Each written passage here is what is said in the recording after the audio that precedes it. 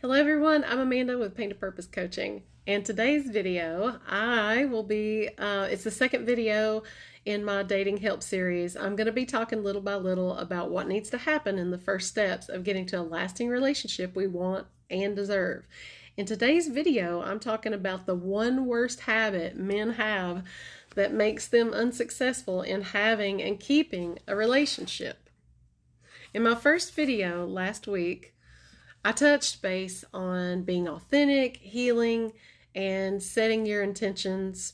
However, many people don't realize there is a common habit that guys have that offer a bit of resistance in doing this and in attracting, maintaining, and keeping a relationship. It isn't only men that just do this, it's women too. However, I see this habit as pretty rampant among man-to-man relationships. And so hopefully this will offer some insights as to why things don't often work out in today's dating world and why some may bounce from encounter to encounter and relationship to relationship, having a terrible time to find someone who is really everything that they want. When we're young children learning to socialize, we figure out quickly how to get what we want, right? We learn behaviors or things about ourselves that are okay and socially acceptable and appreciated. And we also learn what does not work and what things are not popular or what to share versus what to keep to ourselves. We learn how to hide from people any traits or aspects of ourselves that might be undesirable or disapproved of by other people. So we learn at that age the art of deception. We master it. It's well known that boys are usually raised in society to be good at every task.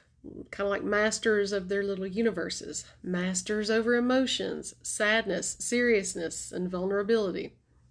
They are instead supposed to be good hunters, sportsmen, always obtain the objective, whatever it is they go after, right? To always hit the target.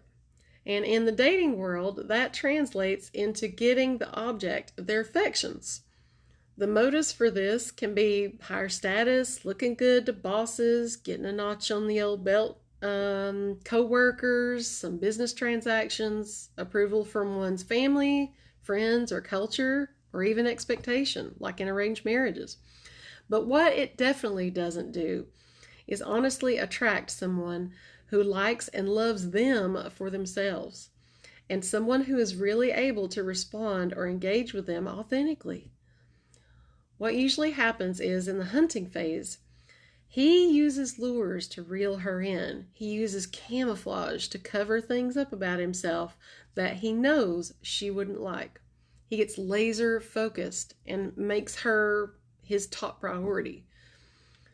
So he sees someone he likes and he goes after her with everything he's got. For example, he love bombs her. He's interested in talking on the phone. He asks her questions about herself, rubs her feet.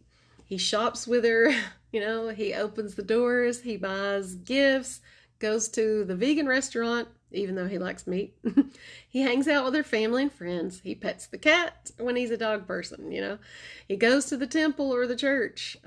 He helps around the house and etc. And after they have both committed to each other, and he gets the girl, lands the girl, or hits the target, it all stops. The really horrible thing about this is that she never sees it coming. She's invested and all of a sudden finds out that he isn't who he used to be. And by then, someone has usually given up something that they would rather have saved for the real deal. And so she loses attraction, gets resentful, and sees that he's very different and gets disappointed. He stops talking to her as much. He looks elsewhere for stimulation or something new to chase. He becomes emotionally unavailable. He checks out. He conversates with other women. He stops taking the trash out or helping around the house. He stops coming home on time or is always on his phone. She finds out he has a porn addiction. And had she known that, no way she would have ever gone out with him. But it's the art of deception playing out, and most of the time he doesn't even think anything about it because he's adapted it to his mode of being, and it's part of his subconscious. To cope, he he bolts. He goes on to something new, a new adventure, a new hunt, or sometimes can't figure out why things fell apart. He doesn't realize this about himself. So he'll just stay maybe until things get messy and someone leaves or cheats. The problem is that she never stood a chance. It was never based on honesty for either of them. A story. I had a friend who dated her boyfriend all the way through high school, and she made him her world and vice versa. They got married out of high school, and after the honeymoon, I called to see, how they got settled in, how it was going. She said, not good. She broke down crying and began to tell me that right after the wedding, on the day, like on the way to the honeymoon destination, he had changed. He started neglecting her. He didn't talk to her. He left her all alone pretty often to go on hunting trips with his friends. He stopped being chivalrous. He was messy and didn't clean up after himself, and she worked too. He would work and sleep and stay gone. He barely talked to her. They would go out to eat when he was home, but beyond sharing meals, they didn't do much together. He wound up cheating. The intimacy fell apart after that. And then she cheated to get back at him. And they went on like this for a while. And she wound up leaving and divorcing him. And nowadays, we often see people blaming each other's gender or pointing out who's at fault instead of people doing their work to be real, authentic, and confident and be their best selves. We've all seen it before. And he'll say that she complained all the time or stopped wanting sex or to be sweet to him. But the real deal is he duped her. And she'll say, I don't know what happened. It's like Mr. Jekyll, Mr. Hyde. He doesn't see the problem, And often we see this with guys who hop from partner to partner because they don't stick around for long. The emotional or for the emotional commitment phase. Or people who hop from marriage to marriage. And all the while, it was he who was the common denominator. But here's the truth. The truth is, he deserves love and to attract and have a lasting relationship and happiness around just being himself. He deserves to attract someone who doesn't care about him having to do all that stuff. Or maybe who likes porn too, right? Or someone who loves video games and meat. But we can't get that until we are really ready to be honest enough to notice the issue and heal with it.